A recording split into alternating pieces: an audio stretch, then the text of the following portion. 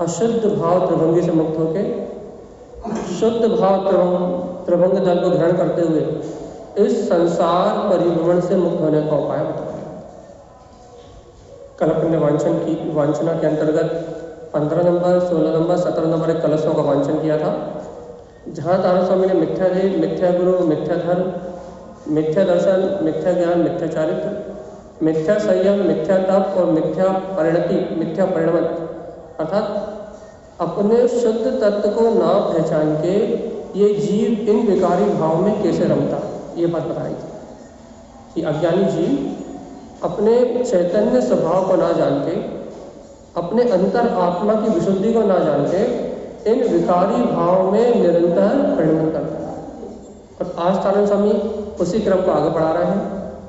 क्या कह रहे हैं भैया? कार्य का नंबर 18, माया मिथ्या मिलान।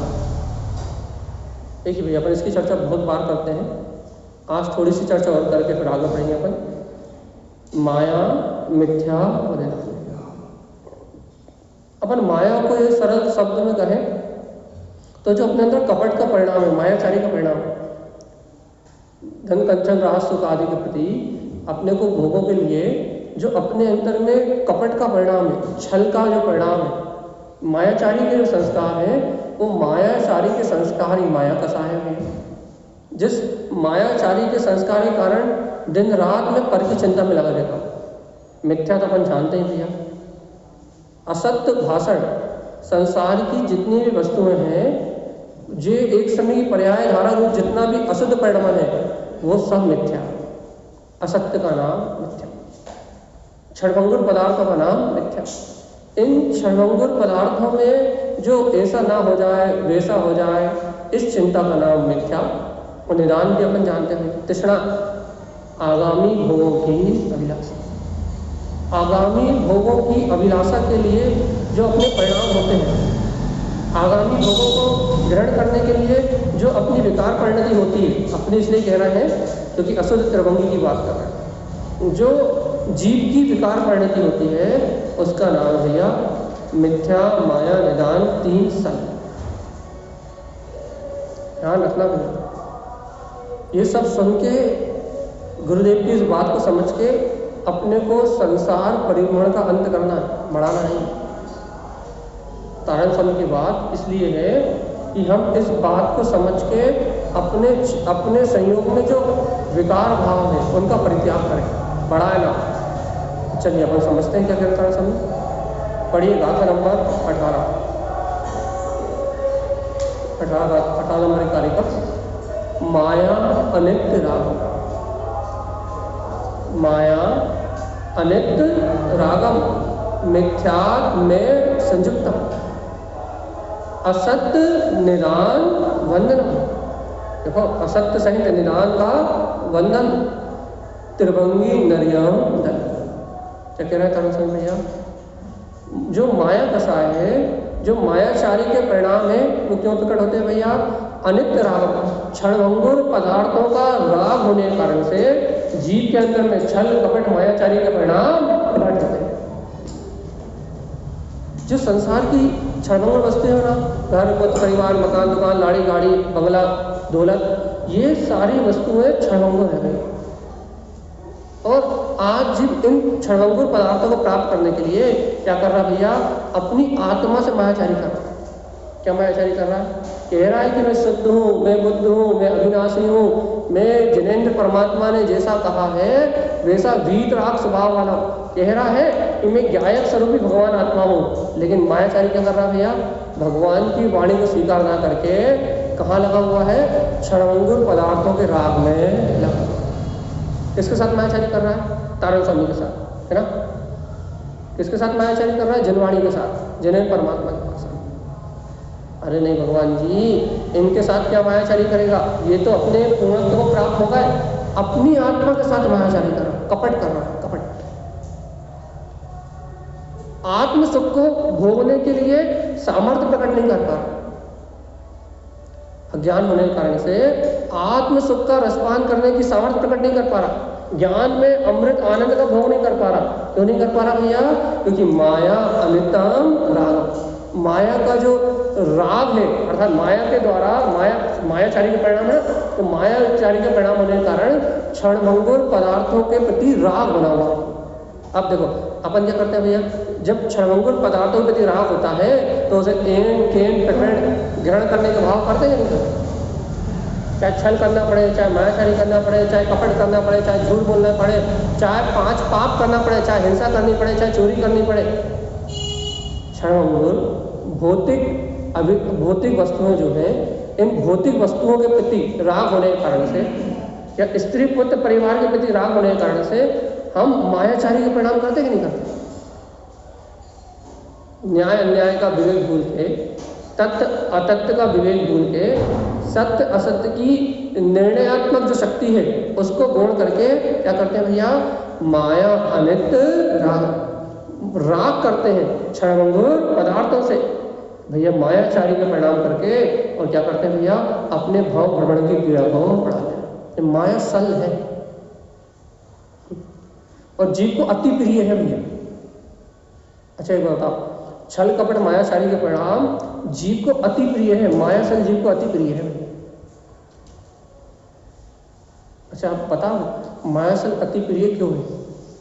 जीव को मायाचारी करना अच्छा क्यों लगता है? हाँ? इस संसारी जीव को मायाचारी करना अच्छा क्यों लगता है? जबकि पता है कि मायाचारी वाले जीव को नियम से नर गति का वन होता है, या त्रियंश गति का वन होता है। और बताओ जिस मायाचारी के परिणाम से जीव को नर गति और त्रियंश गति का बंध होता है, ऐसी मायाचारी जीव को अच्छी क्यों लगती है? सबसे बड़ी बात है लोभ। लोभ का मिथ्यात्व के सहित, अज्ञान के सहित ये जीव लोभी है और क्षणभंगुर पदार्थों से अनुराग रख करके बैठा हुआ। घर, पुत्र, परिवार, दुकान आदि जो बाहर की वस्तुएं हैं, इनसे राग करके बैठा हुआ है। अब जब भैया क्षणभंगुर पदार्थों से राग है तो उस राग की पूर्ति के लिए मायाचार तो करनी पड़ेगी ना भैया। राग की पूर्ति के लिए मायाचारी तो करनी पड़ेगी। मान लो आपको पैसे से राग है, अब दुकान पे छल कपट या व्यापार में मायाचारी के परिणाम करने पड़ेंगे कि नहीं करेंगे भैया। मान लो अपने घर वालों से अपने को राग है, तो पड़ोसी से छल कपट करना पड़ेगा कि नहीं करना पड़ेगा? यदि एक व्यक्ति से, एक वस्तु से राग है तो दूसरी वस्तु से मायाचारी तो करनी ही पड़ेगी। समझाने के लिए कह रहा है, अपने को समझ में आ जाए क्या भैया कि क्षणभंगुर पदार्थों का राग अपने को माया सल में डुबो के रखता है। अब बता दो भगवान जी किससे मायाचारी कर रहा है? देख लो, अनादिकाल से इस माया सल में रत होके क्षणभंगुर पदार्थों को राग करके इस जीव ने किसी दूसरे का कुछ नहीं बिगाड़ा। ना तारण स्वामी का कुछ बिगाड़ने वाला है, ना महावीर स्वामी का कुछ बिगाड़ने वाला है, और ना अनंत भगवंत जो होगा ये जनवाणी, ना इसका कुछ बिगाड़ने वाला है। मायाचारी के परिणाम से इस जीव को ही दुर्गति में जाना है। माया सल से वर्तमान में चिंता में दुखी, वर्तमान में छल कपट की योजना में पूरा चित्त लगा हुआ है कि कैसे धोखा दें, कैसे किसी से कपट करें, कैसे ज़्यादा मुनाफा कमा लें, कैसे अपन अपने भोगों की संतुष्टि प्राप्त कर लें। धन, कंचन, कामनी, कीर्ति आदि के लिए, अपनी प्रशंसा के लिए कैसे किससे कैसा झूठ बोलें कि लोग हमारी तारीफ करें, किससे कैसा भैया व्यवहार करें कपट भरा जिसमें लोग हमें अच्छा समझे। भैया मन में तो परिणाम बुरे हैं, लेकिन बाहर से कैसे राम राम बोले कि लोग हमें अच्छा समझे। समझ है? दूसरे की निंदा कैसे करें और अपनी प्रशंसा कैसे करें कि भैया जिससे लोग हमें अच्छा समझे। मायाचारी कौन करता है? जीव। कौन सा जीव करता है? अनित्य रागम, जिसे भौतिक क्षणभंगुर पदार्थों के प्रति, नाशवान पदार्थों के प्रति जिसे राग है, ऐसा रागी जीव क्या करता है भैया? माया सल में डूबा रहता है। बताओ जल्दी, किससे मायाचारी? दो प्रश्न का जवाब चाहिए। मायाचारी किससे और क्यों? माया सल क्यों और किस लिए? देखो, या तो इनका जवाब दे दो, मायाचारी किसके लिए और क्यों, या इसका जवाब दे दो, माया सल क्यों और कब तक।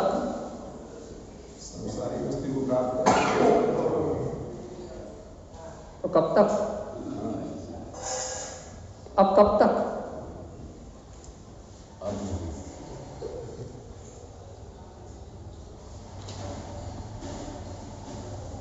देखो भैया, अपन क्या है, क्या बोलते हैं, मिथ्या माया निदान, इनकी परिभाषा अपन कई बार पढ़ चुके। मिथ्या सल, माया सल, निदान सल की परिभाषा अपन कई बार पढ़ चुके, और हम ये मिथ्या माया निदान सल की चर्चा में शायद जब से चर्चा कर रहे हैं, शाम के टाइम तो सबसे ज़्यादा इसका विषय निकला, बहुत बार निकला, सुबह भी निकला।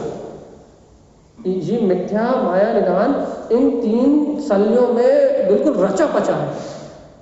उपयोग इस जीव का मन है ना, जो चित्त है ना, इन तीन सलियों में रचा पचा है। इन तीन सलियों के सूल इस आत्मा को प्रति समय चुभ रहे हैं, चुभन हो रही है। आप कारण बताओ क्यों हो रही है? क्योंकि तारण स्वामी कह रहा है माया अनित्य रागम। भैया मायाचारी के परिणाम, अर्थात माया सल में जीव कब चिंतित रहता है? जीव के अंदर माया सल कब उत्पन्न होती है? जब जीव अनित्यम रागम, क्षणभंगुर पदार्थों से राग करता है। आप ये बताओ भैया, अपने को इन क्षणभंगुर पदार्थों से राग है कि नहीं? घर से, पुत्र से, परिवार से, धन दौलत से और बाहर की विषय भोग सामग्री से अपने को राग है कि नहीं? और कितना राग है भैया? अनंत। महातत्व का चिंतन नहीं है। क्षणभंगुर पदार्थों को क्षणभंगुर ना मान के, क्षणभंगुर पदार्थों को भैया अनित्य ना मान के, उन्हें दुख का कारण ना मान के, उन्हें सुख का कारण और नित्य अपना भोग मान के अपन क्या कर रहे हैं, दिन रात इन क्या बोलते हैं अशुद्ध पदार्थों का राग करके क्या कर रहे हैं, मायाचारी के परिणाम, कपट के परिणाम कर रहे हैं।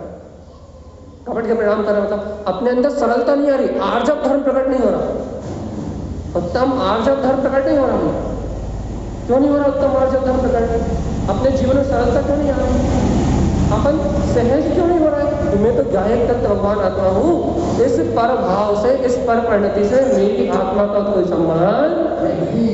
ऐसी सरलता, सहजता रूप गायक पना प्रकट क्यों नहीं हो रहा? मैं तो कीचड़ में कमल की तरह गायक तत्व भगवान आत्मा हूँ, ये सारा परिणाम अपनी योग्यता से चल रहा है।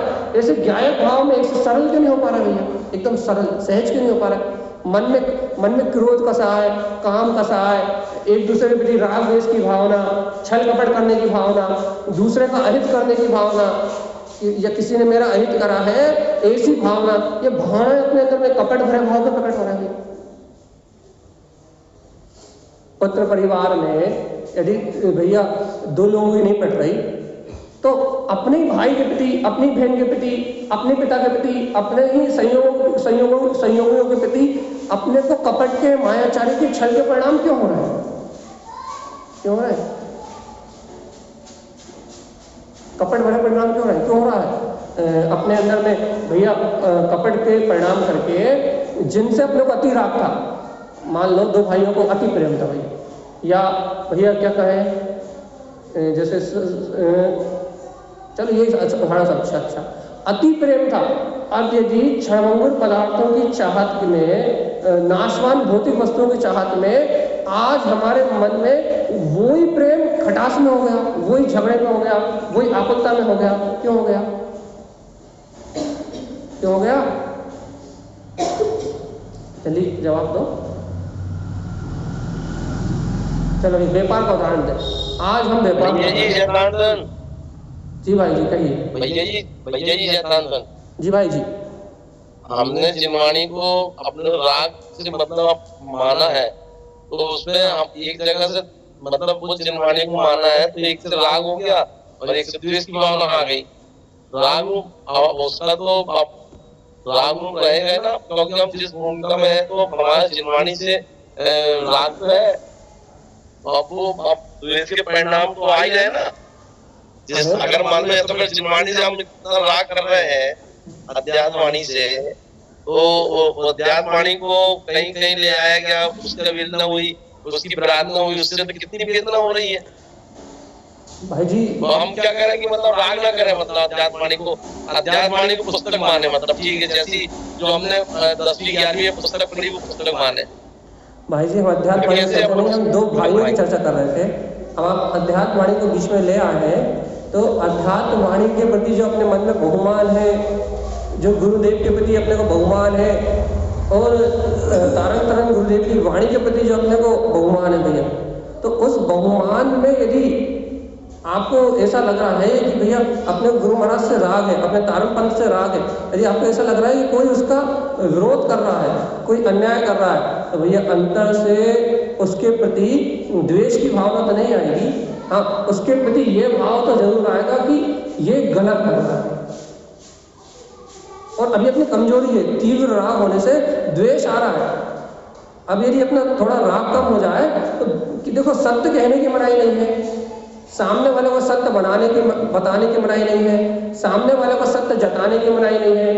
आपको सत्य कहने के लिए बिल्कुल नहीं रोका जाएगा, लेकिन रोका क्या किया जाएगा कि आप द्वेष परिणाम करके अपने परिणामों को इतना मत बिगाड़ो कि अपनी दुर्गति बन जाए। भाई देखो यदि अध्यात्मवाणी को कोई कुछ कहेगा तो मन में खेद खिन्नता ना हो, ऐसा तो आपकी बात तो बहुत दूर हमसे भी सहन नहीं हो सकता, किसी से भी नहीं हो सकता। वो सहन करने योग्य बाहर का व्यवहार नहीं है, असहनीय वेदना का व्यवहार है। लेकिन भैया इतना भी निर्णय करना पड़ेगा, ये वेदना हमारे राग के कारण हो रही है। यदि हम तारण स्वामी की बात को स्वीकार करते हैं तो तारण स्वामी कह रहे हैं भैया ये सब बाहर के प्रपंच जी का जंजाल है, मुक्त हो, लेकिन भूमि का अनुसार राग है, शुभ राग है, तो वेदना भी होगी, कहने में भी आएगा, बताने में भी आएगा, बोलने में भी आएगा। कर्तव्य से विमुख होने का उद्देश्य जिनवाणी में है। आप जिस भूमिका में हो उस भूमिका से कर्तव्य, उस भूमिका का जो कर्तव्य है उसको, उससे विमुख होने का उपदेश जलवाणी में कहीं भी नहीं। कर्तव्य करो लेकिन कसाय से मत करना। कर्तव्य करो लेकिन तथ्य निर्णय करते हुए करो। कर्तव्य करो, भेद ज्ञान करते हुए करो। तो कर्तव्य करो भाई, वस्तु स्वरूप को सामने जानते हुए करो। और जब अपन कर्तव्य को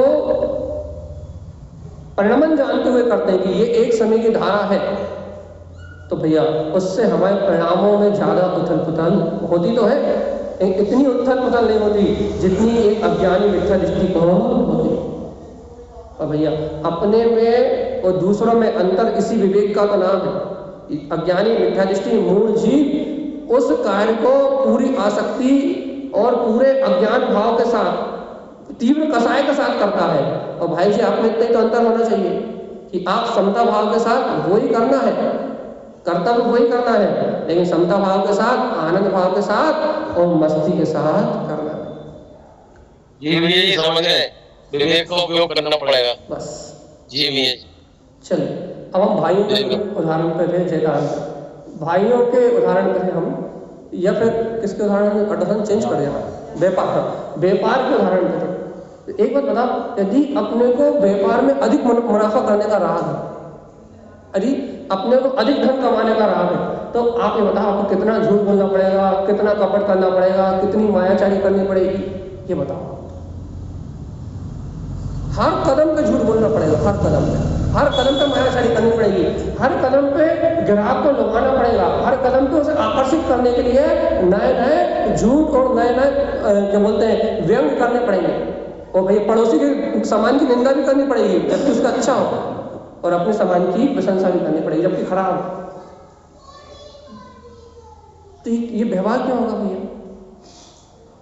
क्योंकि वो धन का जो राग है, जो धन्य धान का जो राग है, जो धन्य धान की अपने अंदर में आसक्ति है, उस धन्य धान की आसक्ति के कारण से अपने को वो मायाचारी के परिणाम हुए बिना रहने वाले हैं, वो कपट भरे भाव हुए बिना रहने वाले नहीं। क्यों? क्योंकि माँ आपके वस्तु स्वरूप का निर्णय नहीं है कि कस्टमर अपने पुण्य की वजह से आता है और अपने भाव से पैसा देकर आता है। और यदि भैया तुम झूठ मायाचारी करके यदि आज थोड़ा व्यापार ज्यादा कर लिया तो कल टीबी, कैंसर या बीपी या कोई ऐसी बीमारी हो जाएगी जिससे हॉस्पिटल में जाके निकल जाए।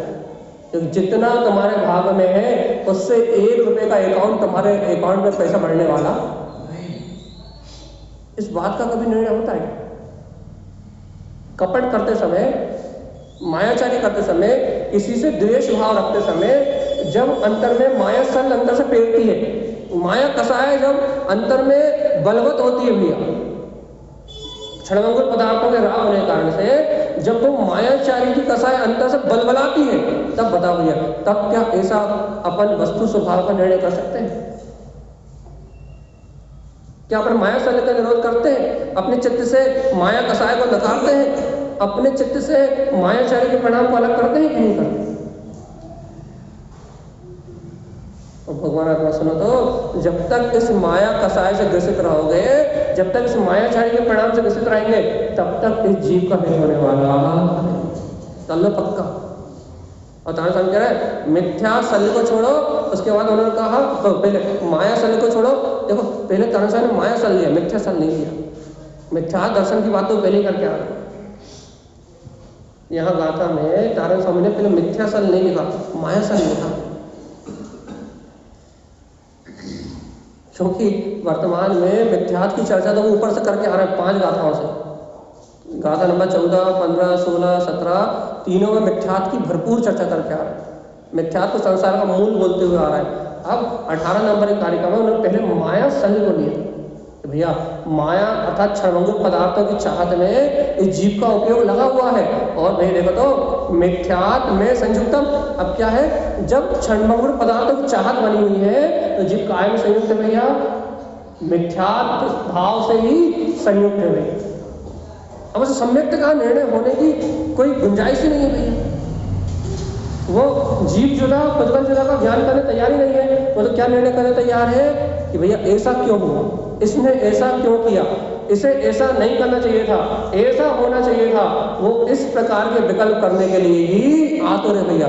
वो ये निर्णय करने तैयार नहीं है कि जिस समय जिस जीव का जिस ग्रह का जैसा जो कुछ होना था वो अपनी तत्समय की योग्यता अनुसार हो रहा था। वो ऐसा निर्णय करने तैयार नहीं है। वो कैसा निर्णय करने तैयार है कि ऐसा हुआ क्यों, जब हमने ऐसा कहा था तो ऐसा हुआ क्यों, जब ऐसा होना चाहिए था तो ऐसा हुआ क्यों।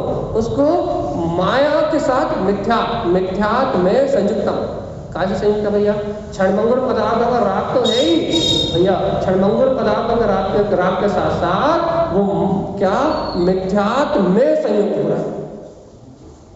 वो भगवान के द्वारा कहे वस्तु स्वरूप की स्वतंत्रता को स्वीकार करने तैयार नहीं है। वो एक एक समय के स्वतंत्र परिणाम को स्वीकार करने तैयार नहीं है। वो ये सारी पर्याय क्षणभंगुर नाशवान जो सामने से निकल रही है वो उन्हें साक्षी भाव से देखने तैयार नहीं है। वो उन्हें कैसा देखने तैयार है? मैं ऐसा कर सकता था, मैं ऐसा बदल सकता था। कर्तव्य की मनाही नहीं है, यहाँ कर्ता भाव की मनाही है कि वो अपने कर्ता भाव का त्याग करने तैयार है। कर्तव्य की कोई मनाही नहीं है कि आप कर्तव्य ना करो, ऐसा कोई उद्देश्य नहीं है। तो फिर उद्देश्य क्या है भैया? आप घर में रह के रोटी ना बनाओ, ऐसा कोई उद्देश्य नहीं। आप दुकान व्यापार में वर्तमान में राग की भूमिका है तो आप वर्तमान में दुकान खोलने ना जाओ, ऐसा कोई भी उद्देश्य नहीं है। तो उद्देश्य क्या? भगवान जल्दी बता दो हमें, उद्देश्य क्या है? कर्ता भाव नहीं होना चाहिए। मतलब दुकान जाते समय विवेक साथ में जाए कि भैया लाभ जितना होना होगा होगा। लाभ कमाने के लिए ना झूठ बोलेंगे, ना मायाचारी करेंगे, ना किसी के साथ कपट करेंगे, ना किसी की निंदा करेंगे, कुछ नहीं करेंगे। भाग के निश्चय पे बैठेंगे भैया, अपने भाग के निर्णय पे बैठेंगे। और जैन कुल में जन्म लिया है, वीतराग सर्वक भगवान की वाणी को स्वीकार किया है, तो फिर तो हम भाग के निर्णय पे ही बैठेंगे और जो होना होगा सो। ऐसे ही जब भोजन बनाते समय भैया आप ये तो स्वीकार करो कि आपकी वर्तमान भूमिका स्त्री पर्याय है और ये जो आपको संयोग मिले हैं इस भूमिका का कारण आपको भोजन बनाना पड़ रहा है। ये आपका राग भाव तो है ही, लेकिन भोजन बनाने में जो परिणाम हो रहा है ये तत्समय की योग्यता है। लेकिन हम अभक्ष नहीं बनाएंगे, अनीति से नहीं बनाएंगे, अन्याय से नहीं बनाएंगे, क्या बोलते हैं भेद ज्ञान तत्व निर्णय की भावना से शुद्ध प्राशुक आहार बनाएंगे, जिससे भोजन ग्रहण करने वाले के भाव भी बदल जाएंगे। मायाचारी के भाव से, कपट के भाव से, आसक्ति के भाव से, लोभ के भाव से, हम अपनी प्रशंसा के भाव से यदि इस परिणाम से भोजन बनाए जाएंगे तो जैसा खाएगा अन्न उसका हो जाएगा वैसा। तो अपने लिए क्या निर्णय करना है? तत्समय की योग्यता से सारा परिणाम का चल रहा है या मेरे करने से सारा परिणाम चल रहा है? देखो भगवान जी, मिथ्या शल्य को निकालने का दूसरा कोई रास्ता नहीं है। माया शल्य से छूटने के लिए राग को त्याग करना पड़ेगा, राग की आग को आग लगाना पड़ेगा। और भगवान जी मिथ्या शल्य को छोड़ने के लिए वस्तु स्वरूप का यथार्थ निर्णय करना पड़ेगा। और देखो कारण स्वामी क्या कह रहा है, माया अनित्य रागम, ये जीव इंद्रिय विषयों में पागल, मोह में अंधा जीव माया अतः माया से क्षणभंगुर पदार्थों से राग करता है, मिथ्यात्व में संयुक्त रहता है, असत्यम निदान बंधनम, और असत्य के साथ निदान करता है। असत्य के साथ निदान कैसा होता है? निदान सल असत्य के साथ कैसे होती है? तृष्णा से आगामी भोगों की इच्छा। आप अपने अंतर में देखो, जो तृष्णा का भाव है ना, अभिलाषा, जो अपने अंतर में अभिलाषा का भाव है ना, तृष्णा का भाव है ना, जो एक समय के लिए भी शांत नहीं होती, और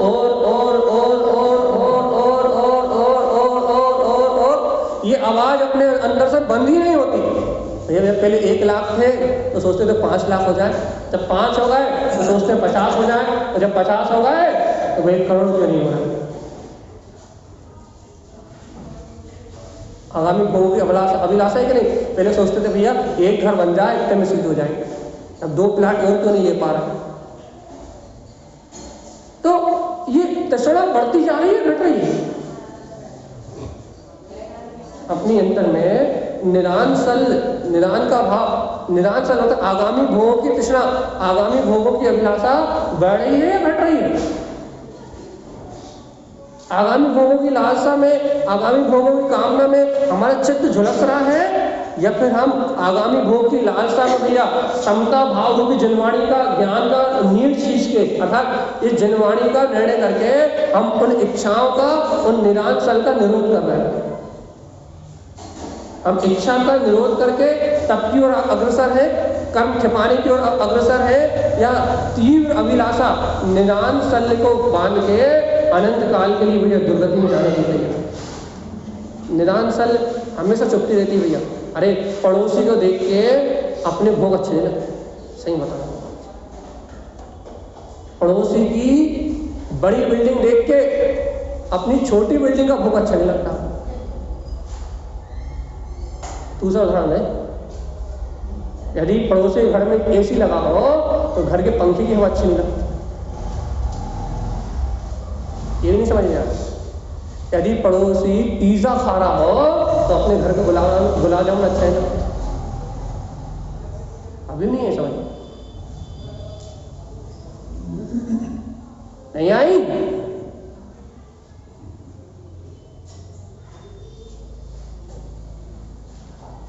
बताओ, अभी भी नहीं बैठी कि बैठ गई?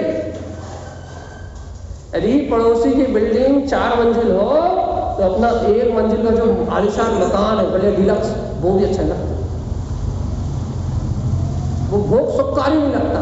अर्थात पड़ोसी की प्रतिस्पर्धा के कारण से, लोगों से प्रतिस्पर्धा के कारण से जो वर्तमान पुण्य के उदय के भोग है वो अच्छे नहीं लगते। आगामी भोगों की तृष्णा, वासना, कामना निरंतर इतनी बढ़ती जाती है, इस निदान के कारण से आगामी भोगों की अभिलाषा निरंतर उस चरम स्तर में पहुंच रही है कि वर्तमान सुख को भोगने के लिए भी, इंद्रिय सुख को भोगने के लिए भी जीव तैयार नहीं। आज गुलाब जामुन का स्वाद नहीं आ रहा, क्यों? क्योंकि पिज्जा का स्वाद लेने की इच्छा है। आई कि नहीं आई समझ में? आज गुलाब जामुन कितना स्वादिष्ट है, लेकिन उसका स्वाद ही नहीं आ रहा। वो स्वाद न आने का कारण है कि वो पिज्जा ही चाहिए है, वो पिज्जा की कामना, वो पिज्जा की तृष्णा।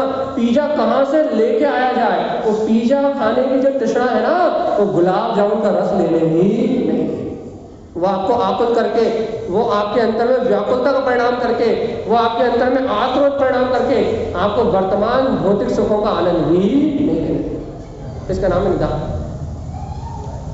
अभिलाषा और अभिलाषा, आगामी भोग की अभिलाषा, वर्तमान में जो है उसमें कोई संतुष्ट नहीं है।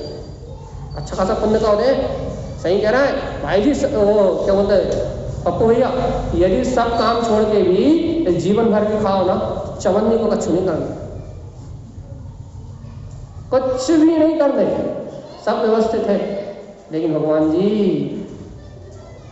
वो लोग, वो अंतर की आसक्ति, वो अंतर की भावना आपको और चाहिए, ऐसा करना पड़ेगा, ऐसा करना पड़ेगा, वो और चाहिए की भावना स्टॉप लेने को तैयार।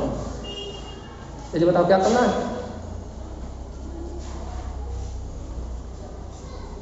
जल्दी बताओ। देखो, एक गाथा में आधा घंटा हो गया, कम से कम 3 गाथाएं करनी है। और ये मिथ्या माया निदान जब भी ये विषय निकलता है तो ऐसे खिंच जाता है। मतलब जल्दी बताओ फट। मिथ्या माया, मिथ्या निदान। जीव क्या करता है भैया? मिथ्या सल में, माया सल में, वो निदान सल में अपना पूरा जीवन नाश करता है। और देखो कहाँ जाएगा, कितना आनंद आएगा। देखो, माया अनित्य रागम, क्षणभंगुर पदार्थों के राग में माया कसाय से, मायाचारी के परिणाम से, कपट से संयुक्त रहता है। मिथ्यात्व में संयुक्त होकर ये विकल्पों में लगा रहता है। असत्य निदान बंधनम और आगामी भोगों की अभिलाषा से, तृष्णा के भाव से, असत्य भाव के कारण निदान से कर्मों का बंध करता है। त्रिभंगी नरियम दलम, कहाँ जाएगा?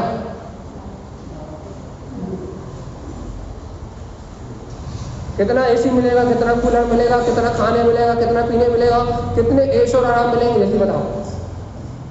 यदि 60 साल की उम्र में तुमने मनमाने भोग भी लिए, यदि इन 3 शल्यों के साथ यदि 50, 60 साल, 70 साल, 80 साल, यदि 80 साल की उम्र में, 90 साल की उम्र में भी यदि तुमने ये भोग भी लिए, इन मिथ्या माया निदान सल में लगे भी रहे, तो भगवान जी सागरों के लिए नरक चले जाओगे। 2, 10, 4, 5, 6, 10 सागरों के लिए नरक चले जाओगे।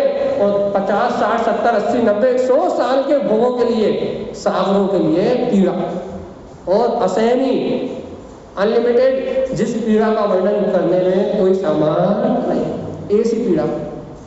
बताओ 70, 80, 90 साल के भोगों के लिए कितने सागरों तक नरक में निकालोगे? जल्दी बताओ, बताओ ना जल्दी। तारण स्वामी कह रहा है इन 3 शल्यों के साथ जीने वाला त्रिभंगी नर्क में ही निवास करता है। तो ये 90 साल के भोग, 70 साल के भोग, ये अति प्रिय है? या फिर भैया सागरों तक नर्क में जन्म मरण तो होते ही, नर्क में जन्म मरण तो होते ही नहीं। मतलब वहाँ एक सांस में जन्म मरण की व्यवस्था तो है ही नहीं। वहाँ तो जितने सागरों की आयु बांधोगे उतने सागर पूरे करके बाहर निकलना पड़ेगा। वहाँ अकाल मरण होने वाला नहीं कि तुम्हें बहुत वेदना हो रही है तो कोई देव योग से तुम्हारी आयु कम करने वाला नहीं। एक बार जितनी आयु बांध के चले गए तो चल, क्या करना है? जब बताओ कौन सा नर्क अच्छा है? 7वां नर्क अच्छा है, 6ठा अच्छा है, 5वां अच्छा है, 4ठा अच्छा है? हाँ, अरे यदि 6ठे नर्क के या 7वें नर्क के नारकी को निकाल के यदि चौथे नर्क में लाकर रख दिया जाए तो मालूम वो क्या कहेगा? चौथे नर्क में तो बहुत सुख है। कहेगा कि नहीं कहेगा? क्यों कहेगा? हाँ, क्योंकि 7वें नर्क से कम दुख है। ऐसी अनादि काल से भोगों के लिए पागल, विषयों के लिए पागल, ये जीव 1 इंद्रिय, 2 इंद्रिय, 3 इंद्रिय, 4 इंद्रिय पर्याय में रहा है, आसंगी आदि पर्याय में रहा है। अब इसे मनुष्य गति रूप संगी पंचेंद्रिय मन सहित पर्याय मिल गई तो ये कह रहा संसार में बहुत सुख है। क्या होता है? अनंत दुख की खान से निकल के आया ना, जैसे पंचेंद्रिय इंद्रिय विषयों में महासुख का अनुभव हो रहा है, महासुख का, जबकि ये दुख है।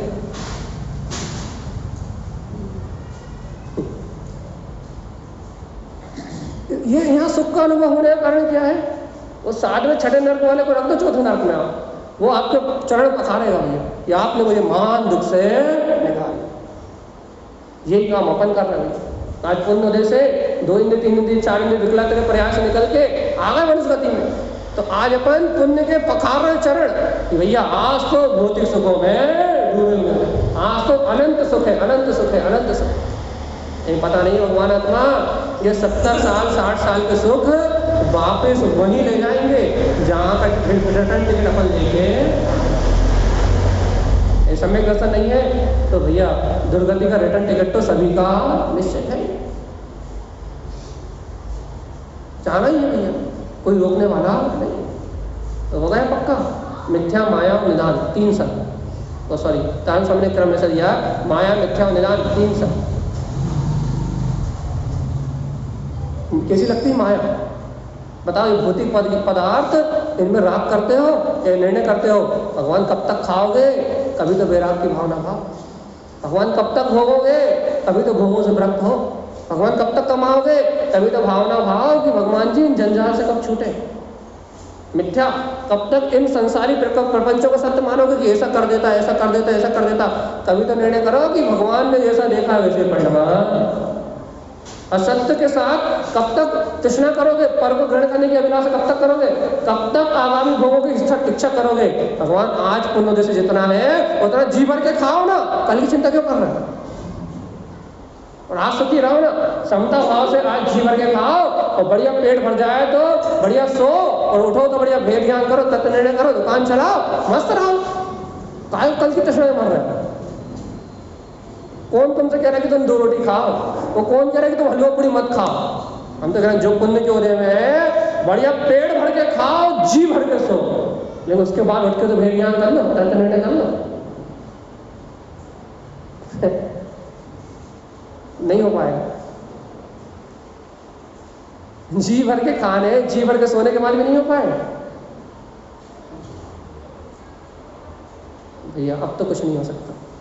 जी भर के खाने और जी भर के सोने के बाद ही भेद यहाँ नहीं होगा, तत्व निर्णय नहीं होगा, वस्तु स्वरूप का चिंतन नहीं होगा, अपने स्वभाव की स्वीकारता नहीं होगी, तो फिर कब होगी ये और बता दो।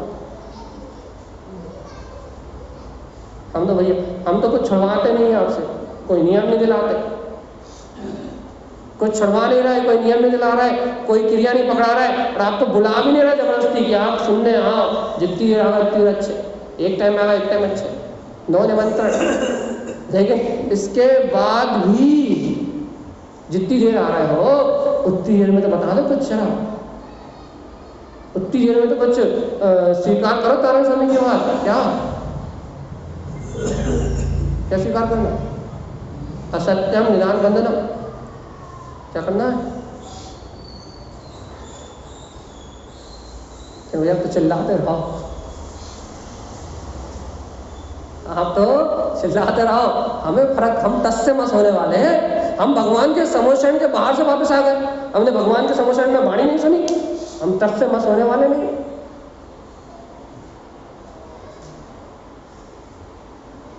भगवान जी ये याद रखना भगवान कि अपन जब तक टस से मस नहीं होंगे तब तक अपना काम नहीं बनेगा। और देखो आचार्य तारा स्वामी क्या कहते हैं कि भैया अशुद्ध के साथ लगा रहता है और नरक में चला जाता है। और आज यदि मुक्त होना है तो अपन ने मानव रंजन में पढ़ा था ना, शल्यम त्र्यम चित्त निरोध जिन उक्त वाणी हृदय छेद। भैया इन 3 शल्य जब भी मन में दिखाई दे तो इनका निरोध करो, और जिन उक्त वाणी हृदय चेतन एकदम, जिनेन्द्र भगवान ने जो वाणी कही है उसका चिंतन करके इन शल्यों से मुक्त हो जाओ, तो मुक्ति श्री रूपी बधू अपने को वर्ण करने आए। ठीक है, अब ज्यादा समय ना होने से अगली गाथा जा रहा है, राग देश और निदान। ये देखो अब निदान चल नहीं, अब निदान जो निदान मान लेते ना अपन एक दूसरे से बेर विरोध, उसकी बात चले। तो क्या कह रहा है तारण स्वामी? राग द्वेष और निदान, कार्य का नंबर 19 क्या कह रहा है? मिलाइए गाथा में क्या कह रहा है? राग आदि भावनाम कितना, एक बार बता भैया, सुबह से लेकर शाम तक अच्छे से अपन अपना निर्णय कर लेते हैं। सुबह से लेकर शाम तक मेरे भाव में कौन सा परिणाम चलता है? यहाँ तारण स्वामी लिखा है राग आदि भावनाम कितना, सुबह से लेकर शाम तक में कौन सा परिणाम करता है? राग के सन्मुख जो परिणाम है वो परिणाम, लोभ भी राग का सा है, माया भी राग का सा है, और निरंतर पुत्र से, परिवार से, धन से, संपदा से निरंतर कर क्या रहे हो? अच्छा बता, ये जीव क्या एक भी पुद्गल कर्म को ग्रहण कर सकता है क्या? या पुत्र परिवार इसका हो सकता है क्या? राग ही तो कर रहा है, और क्या कर रहा है बताओ तो। अच्छा, राग आदि की भावना में, लोभ की भावना में, माया की भावना में ये जीव राग ही तो कर रहा है। आप ये बताओ राग की भावना के अलावा कर क्या रहा है? राग की भावना के अलावा क्या कर रहा है? देखो भैया, राग का एक सिद्धांत है। क्या सिद्धांत है? राग जिस वस्तु से होता है, अब जीव की परिणति वहीं लगी रहती है। और दूसरा सिद्धांत राग का क्या है कि आपको जिस वस्तु से राग होगा, यदि उसका कोई विरोध करेगा तो उससे नियम से द्वेष होगा ही। यदि आपको मुझसे राग है तो किसी मेरा जो विरोध करेगा आपको उससे द्वेष हुए बिना नहीं। राग का सिद्धांत है भैया, राग का सिद्धांत है। देखो और तारण स्वामी ये कह रहा है राग आदि भावनम कृत्वा, कौन सी भावना करते हुए तो बता। देखो भैया, अपन कहते ना एक पुत्र से ममता नहीं करेंगे तो क्या करेंगे? अच्छा था, अपने पुत्र से ममता करने की मनाही चल रही है क्या?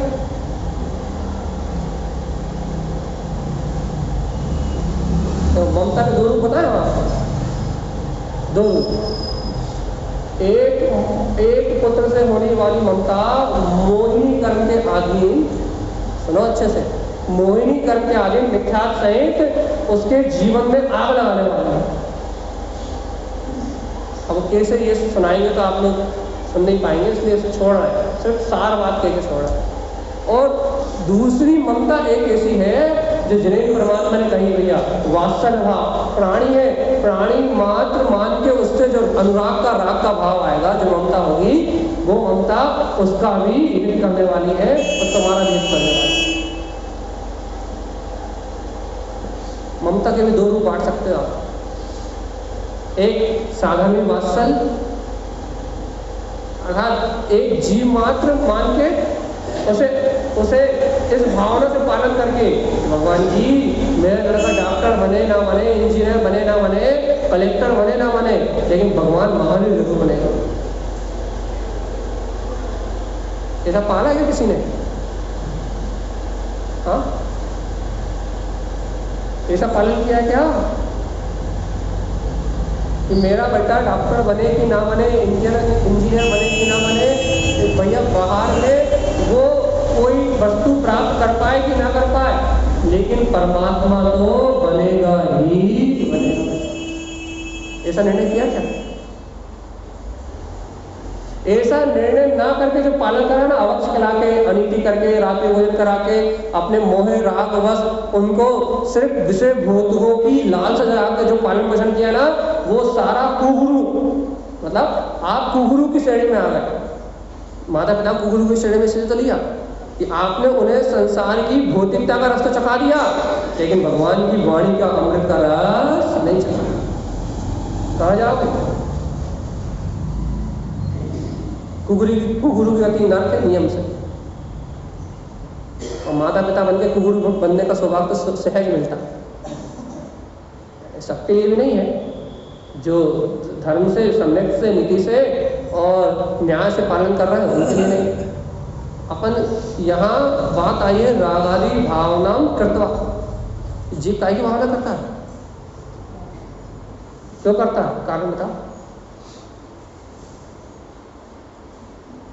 या चूंकि कभी वीतरागता को जाना हो, कभी आत्मिक सुख को पहचाना हो, कभी अपने ज्ञान आनंद में लीन होने की भावना हुई हो, कभी भगवान की वाणी का बहुमान आया हो कि मैं तो करता बोलता गायक सवाई भगवान आत्मा हूँ, तो ये जीव कभी राग आदि की भावना से हटने के लिए तैयार। लेकिन इसे तो कभी परमात्मा के वचनों का बहुमान ही नहीं आया, जिन्हें भगवान की वाणी का बहुमान ही नहीं आया। तो भगवान आत्मा इस जीव को परमात्मा की वाणी का बहुमान ही नहीं आया तो करे क्या? दिन रात व्यस्त है काय में? राग के परिणामों में रत है। कहीं माया के परिणामों के कारण राग करता है, अर्थात कहीं लोभ में रत होकर राग करता है। पुत्र, परिवार, धन दौलत, मकान, दुकान, इनके राग से बाहर ही नहीं निकल पाता। आज जीव कहते हैं भैया हम परिवार का पालन नहीं करेंगे तो कौन करेगा? ये राग ही तो बोलता है। हम समाज के काम नहीं करेंगे तो कौन करेगा? ये कर्तव्य नहीं बोलता, ये राग बोलता है। ये कर्ता बुद्धि बोलती है, कर्तव्य नहीं बोलता। कर्तव्य तो भूमि के अनुसार होता है, लेकिन कर्ता बुद्धि राग करवाती, राग करवाता है कि हम परिवार का पालन करते हैं, हम परिवार की व्यवस्था बनाते हैं, हम समाज की व्यवस्था बनाते हैं, हमारे कारण से ये सब चलता है। भाई तुम्हारे कारण से ये सब चलता है तो बेचारे बाकी जीव तो अपना पुण्य पाप का उदय लेके आए नहीं। जब तुम ही सबका परिणमन कर रहे हो तो फिर तो उनके कर्म बंधे ही नहीं है, और वो तो बिना कर्म बंध के आए हैं। भैया ये बोलो कि उनका बच्चों का पुण्योदय है तो हम उनके नौकर हैं, ये बोलो।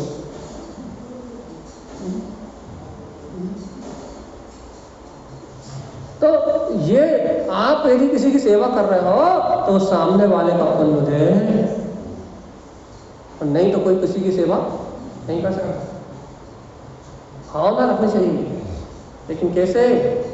राग आदि पूर्वक नहीं, अशुभ राग पूर्वक नहीं, अन्याय पूर्वक नहीं, अनीति पूर्वक नहीं, शुभ राग पूर्वक, धर्मी धर्मात्माओं की साधर्मी वात्सल्य से नहीं। विषय तो बहुत गंभीर है, घड़ी कर रही जजनैन। तो हम भी आगे चल रहे हैं। राग आदि भावना कृत्वा, ये जीव राग आदि की भावना करता है। दोषम, और देखो हमने कहा था जब राग की भावना पूरी नहीं होती तो क्या करता है? द्वेष। अब तक मेरे राग के अनुसार काम ना हो तो द्वेष आए बिना रहने वाला। जैसा मुझे राग है यदि मुझे किसी वस्तु से राग है, मान लो मुझे भोजन में भैया मिठाई पसंद है, मिठाई आ गई तो संतुष्टि है, बढ़िया राग है। और यदि मिठाई नहीं आई, मिर्ची आ गई तो उदाहरण है समझाने कि यदि मन ने जो कह दिया, यदि वो वस्तु नहीं मिली तो नियम से द्वेष तो उत्पन्न होना ही निश्चित है। और तारक समय कह रहा है क्या करता है, वैसे तो राग आदि की भावना करने में डूबा रहता है, राग आदि की भावना से सारे कार्य करता है। और यदि उन कार्यों में अपनी मनमानी, अपने राग की पूर्ति ना हो, अपने अहम की पूर्ति ना हो, जैसा स्वयं चाह रहा है वैसा परिणाम ना हो, तो तत्काल उस वस्तु से द्वेष करने लगता है कि ये मेरा भाई नहीं, कसाई है, ये मेरा दुश्मन है, ये मेरा दोस्त नहीं, ये मेरा दुश्मन है, ये मेरी माँ नहीं, ये मेरी शत्रु है, ये समाज मेरी मित्र नहीं, ये समाज मेरी शत्रु है। तत्काल जिससे अपनी राग की पूर्ति नहीं होती उसे अपना शत्रु बना लेता, तत्काल शत्रु बना लेता, तत्काल उस वस्तु से द्वेष करने लगता है। और जो जीव ऐसा उन वस्तुओं से द्वेष करता है तो यह वही अनंत संसार में परिवर्तन।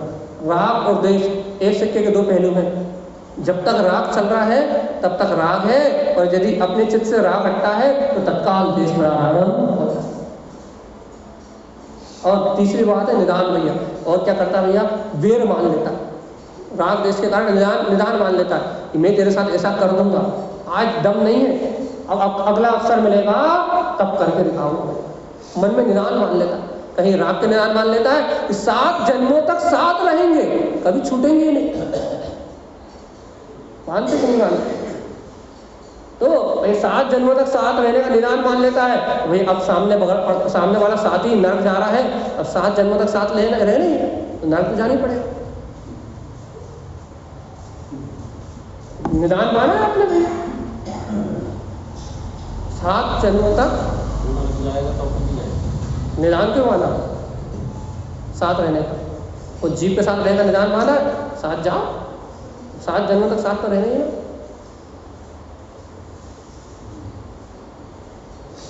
जैसा निदान मानेगा, अरे भगवान जी पारसनाथ के जीव ने, इससे कमल के जीव ने 7 भवों तक, पूरे 10 भवों तक पूरे निदान से बराबर उपसर्ग ही किए हैं। बंधा हुआ निदान छूटने वाला।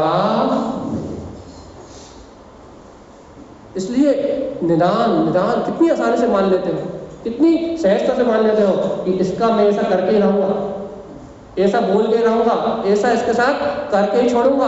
कितनी आसानी से निदान मान लेते हैं, लेकिन ये भूल जाते हैं कि जैसा निवर्ण निदान कर्म जितनी आसक्ति से मानेंगे उतनी आसक्ति से उसका उदय भी आएगा। और फिर जब भोगोगे जब पता लगेगा भगवान जी निदान का फल क्या हो रहा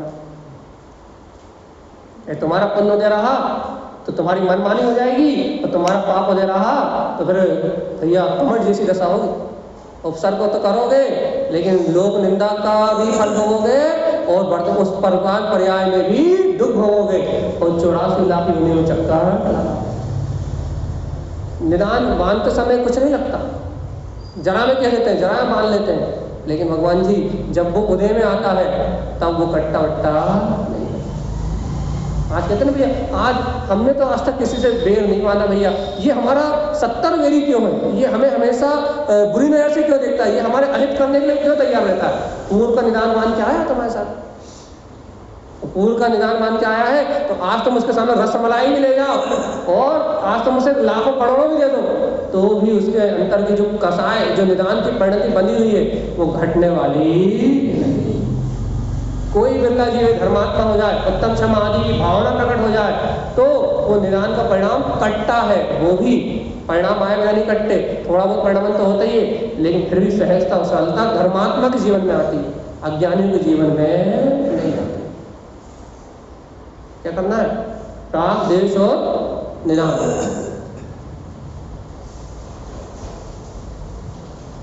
घड़ी जो कह रही है जय जय, 54 मिनट हो गए, 6 मिनट बाद। चलिए आगे चलते हैं। राग आदि भावना कृत्वा दोषम निदान वृद्धते। देखो भैया, राग को बढ़ाता है, द्वेष पूर्वक निदान बढ़ाता है। देखो या तो निदान काय के पूर्वक होता है, मैं तुम्हारे साथ रहूंगा, तो राग पूर्वक या निदान करेगा, या ये मेरा शत्रु है या द्वेष पूर्वक निदान करेगा। राग आदि की भावना में तो लगा ही है, द्वेष आदि के भाव तो हो ही रहा है, लेकिन निदान विशेष परिस्थिति में होता है। विशेष परिस्थिति में होता है मतलब भैया जैसे अपन 24 घंटे निदान नहीं बांध रहे, तो निदान कब बांधते हैं अपन? कब बांधते हैं? जब विशेष राग के परिणाम उत्पन्न हो। भैया ये वस्तु मेरे लिए अमुक है और ये वस्तु मुझसे कभी छूटे ना, जब ऐसी परिणति होती है तब वो निदान बनता है। या फिर ये मेरा 70 मेरी है तो मैं इसके साथ ऐसा करके ही रहूंगा, ये मुझे कभी दिखे ही ना, इस प्रकार के परिणाम से निदान का बंध होता है। और जीव ऐसे निदान मान के नरकों की आयु बांध लेता है। वृद्धि क्या करें, वृद्धि बढ़ाता है, हटाता नहीं। राग देखो, मान लो कोई अपने मंदिर आता हो, स्वाध्याय करता हो और घर के काम में थोड़ा बहुत ऊपर नीचे करता हो, तो आप क्या बोलते हो कि तुम्हें परिवार की चिंता नहीं, तुम्हें अपने पुत्र की चिंता नहीं, तो काय की प्रेरणा देते भैया? स्वाध्याय छोड़ दे, धर्म छोड़ दे, माला जपना छोड़ दे, लेकिन राग मत छोड़। ये संसारी जीवों को रस है, रस कि वो धर्म छोड़ने तैयार है, शुभ भाव छोड़ने तैयार है, लेकिन अशुभ राग न कुछ छोड़ने तैयार है। और यदि कोई छोड़ता हुआ दिखता है तो उसे छोड़ने देने वाले भी नहीं।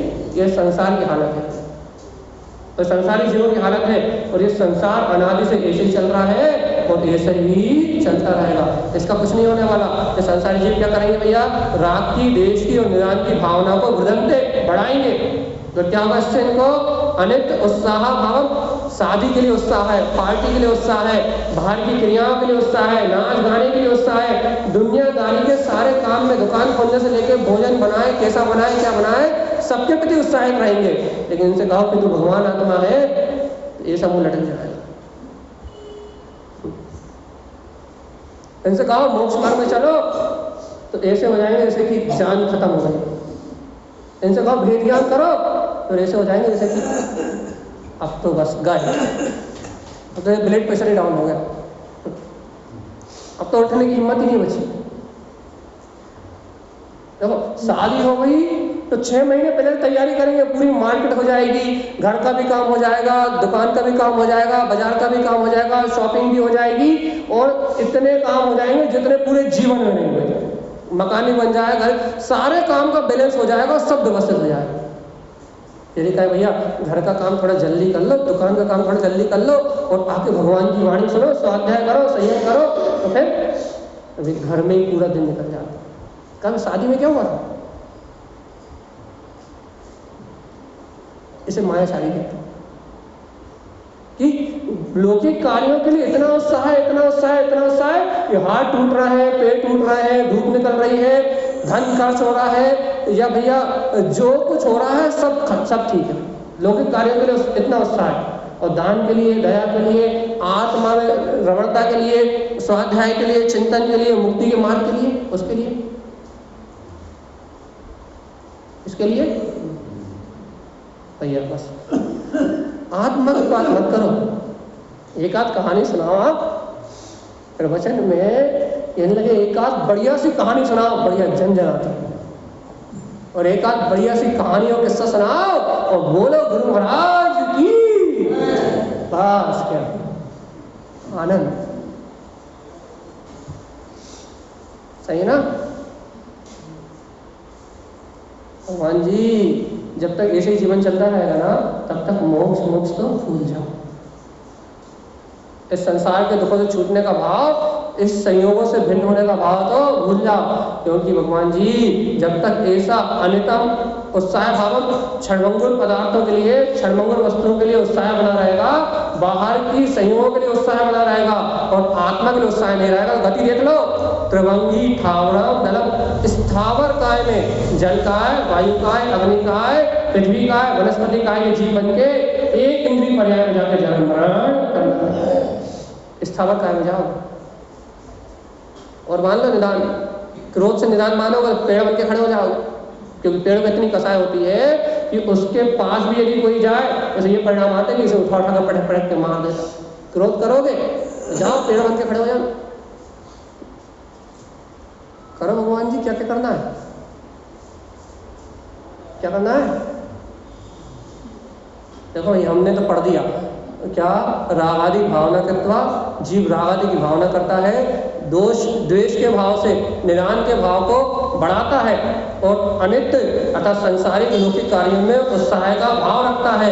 ऐसा संसार में उत्साहित, संसार के प्रति उमंग रखने वाला अग्नि जीव त्रिभंगी ठावरम दलम, इस अशुद्ध त्रिभंगी दल से स्थावर गति में जाके जन्म लेता है और वही जन्म मरण। और ज्ञानी क्या करता है? त्रिभंगी निरोधनम कृत्वा, इस अशुद्ध त्रिभंगी का निरोध करता है सम्यक्तम शुद्ध भावना, और सम्यक्त की शुद्ध भावना को भाके भव्य आत्मा चेतना रूपक क्या करता है? वो भव्य आत्मा अपने चैतन्य में स्वरूप को जानता है और सम्यक दर्शन की प्राप्ति करके इस संसार के जन्म मरण को और इन दुर्गतियों का नाश कर देता है। अब अपने को क्या करना है? ये निर्णय अपना, यदि दुखों से छूटना हो तो गुरुदेव की आज्ञा को स्वीकार करके इन अशुद्ध भाव को अपने मन से निकाल के बाहर फेंको और मनन चिंतन करके आत्म आराधना में लग के अपनी आत्मा को परम सुख की ओर ले जाओ। और यदि नहीं समझ में नहीं आ रही तो अनादि से जो हो रहा था वही होता है। कोई कहा साधु नरक से चौथे नरक में रख देंगे तो सुख मान रहा हो, ऐसे दुर्गतियों से निकल के मनुष्य भाव में आ रहा हो, सुख मान रहा हो, टेंशन मत लो, लेकिन रिटर्न टिकट लेके आ रहे हो और 70-80 साल बाद वापिस जहाँ के, ठीक है? तो अपना जीवन बदले और अपन सभी अपना कल्याण करें, यही गुरुदेव का हम समस्त भक्त जीवों के लिए मंगल उपदेश है। बोलिए आचार्य प्रवर सद्गुरुवर संत नारायण तरण मंडलाचार्य महाराज की जय हो। वाशान वाणी की जय हो। भगवान महावीर स्वामी अब तो जय बोलने की आवाज भी आना बंद हो गई। अरे एक बार अच्छा से जय तो बोल दो।